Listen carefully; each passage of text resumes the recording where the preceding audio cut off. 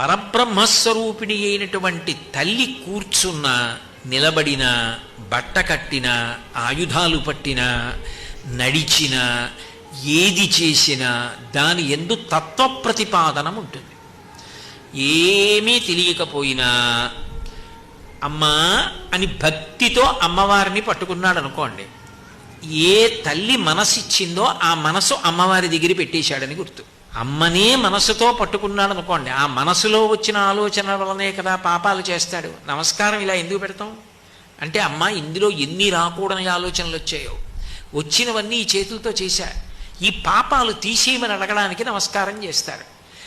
అప్పుడు ఆ తల్లి ఏం చేయగలదు అంటే, ఆ తల్లి ఇంకా అటువంటి ఆలోచనలు తలలో పుట్టకుండా చెయ్యగలిగిన తల్లి, మంచి ఆలోచనలు తలలో పుట్టేటట్టు చెయ్యగలిగినటువంటి తల్లి.